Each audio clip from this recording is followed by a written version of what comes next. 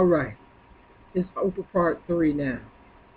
Now, I ain't used to all this here stuff, and but it's a lot riding on me, and I have to get it out the best way I can. So it seems as though I'm all over the place. You have to forgive me for that. You know, if I was a professional for real, and I can be when the time comes, but it's just so much negative negativity around me that I have to be attentive to the door, to my surroundings, and do this at the same time for the simple fact, I know all eyes are on me at all times, and I wouldn't doubt if my room is bugged, but as you can tell, I don't care, because the last time the inspectors came, they came in uniforms like they was from Orkin or something, killing bugs, but I wasn't here at the time. But when I got back, you would think, you know, they were from Oregon or something, real professional white men. And I know that's some shit because the rug outside my door looks like crap. You understand what I'm saying? And why would they hire professionals, for the bed bugs and roaches, and they haven't even, picked the rug up outside my front door and changed it. So, if you want to impress me, you have to start with the obvious first, because all that other, what you call it, men in black shit, I remember one time when I first came, the SWAT team was all up in this motherfucker. I'm doing laundry. Next thing I know, it looking like something from, what was that movie? I can't even think right now, but the SWAT team was all up in this motherfucker and came out with nothing. I was like, these motherfuckers really going out their way to try to intimidate me, but I'm not easily impressed, for real. Let me get back to this site thing. Now, after I sent open my story in a broader, more conclusive way, really telling her who I was, putting it on tape. She could not deny the fact that I was who I say I am, and that was a child abuse victim. And I'm not lying about my story. I know people come to her all the time, and I didn't want her to be confused. Okay, but like I said, she took what she wanted and gave me back what she wanted me to have, which was my pictures. And of me being a little girl and my family, foster family, this or that nature or whatever. I appreciate that. A lot of them I threw in the garbage anyway, along with a second set of my vocals added to music, because I didn't want her to be the only person to have this information. See, I'm really, really smart, but I didn't keep a set in 95 for myself.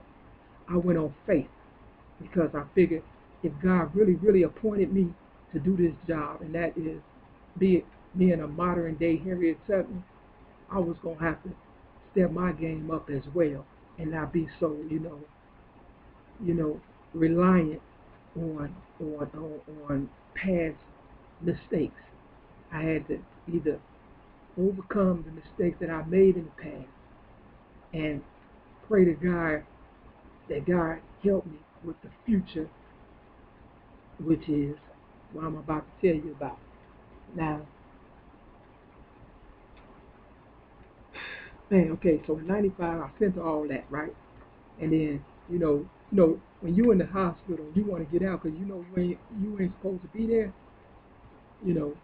I had a nervous breakdown because I felt like Oprah cheated me out of my story, which she did. She ended up staying on for a couple more years, and all the way up until, when she quit on my birthday, May 25th.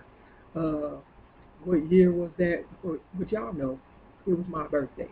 For you real followers, and the ones who don't know, you need to study my YouTube page, because I can't go all off and all that.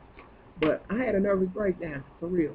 I call it a spiritual awakening, though, because God removed me from a place that I didn't need to be in the first place, and I needed a change. But when I was in the hospital, in Madden in December of '95.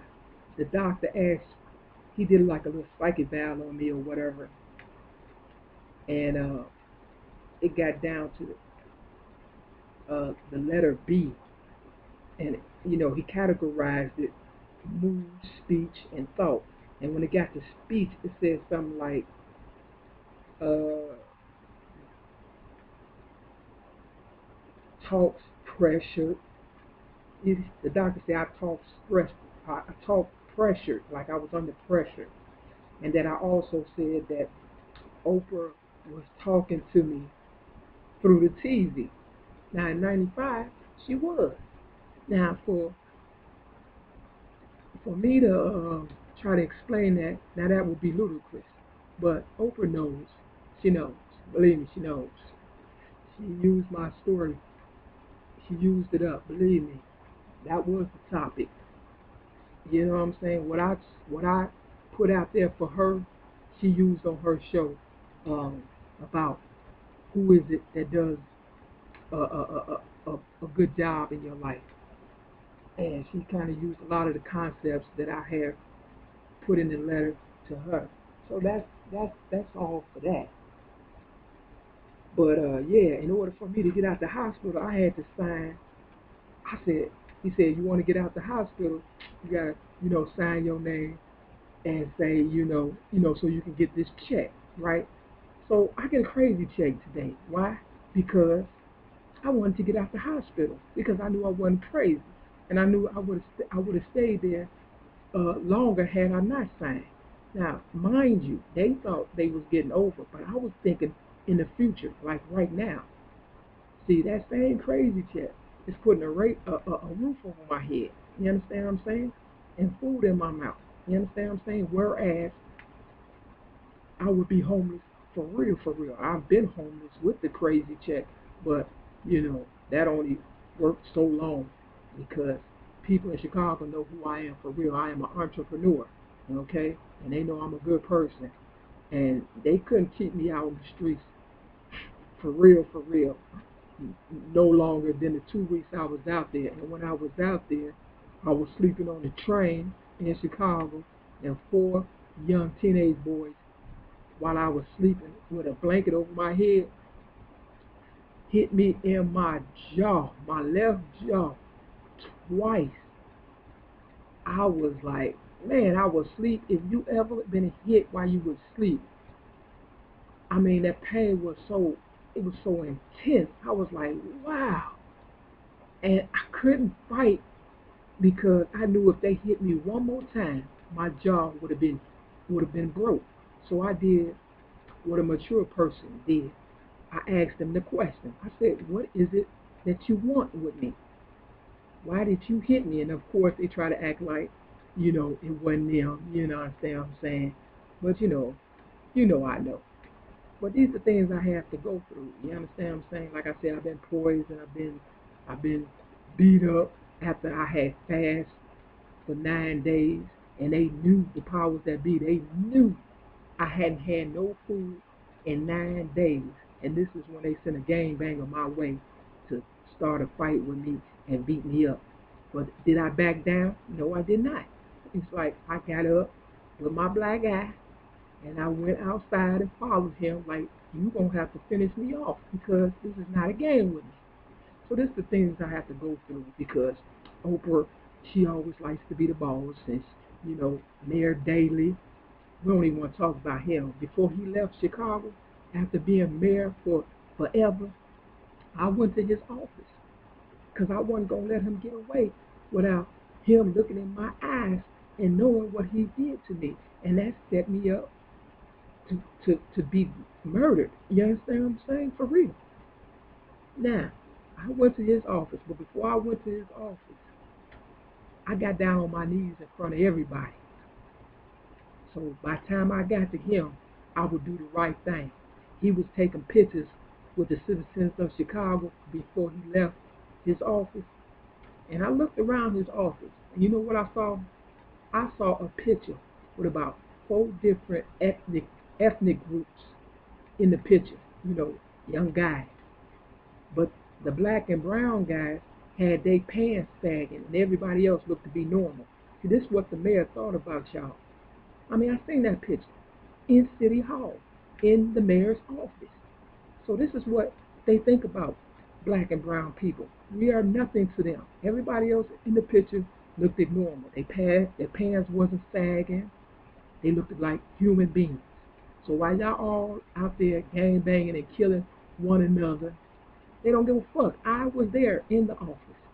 I shook hands with that motherfucker that I know ain't shit. You know what I'm saying? Mayor Daley. For real. And I had my hat to the back. And I mean mugged them at the same time. For real. Somebody got that picture. I ain't even put it on the internet because it wasn't worth my time, to tell you the truth. And I was homeless at the time and I wasn't able to do what I wanted to do like I am now. You understand what I'm saying? But yeah, they know who I am, and they know if I want to reach them, I could reach them. I mean, I was right there. I could have bust that motherfucker dead in his damn face. But then, what would that have done? That would have made me look guilty, right? And I know I'm not guilty. I have done nothing but try to stop something that somebody else was doing that they conscious end up telling off on themselves, and now they trying to blame me for their fuck-ups. No, y'all been following me since birth. For real. This goes way before the age of 17. For real.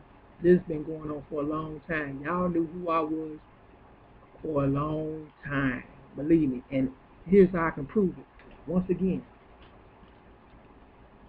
this is the book, Oprah. Y'all need to get this book because this book tells it all. By Kitty Kelly. Okay? Now on page 3. It says on Thursday, December 5th, 1985, Oprah began her 9 o'clock a.m. show. Okay? Now that's when she started her show in 1985 on December 5th. But check this out. My foster father, Leon Baker Redmond, the one that went down south with my foster sister and his wife, and I told you I broke away from the family because of behavior problems, a lot of problems. But that's his birthday, December 5th. Now, do you find that to be a coincidence or not? Now, if you think that's a coincidence,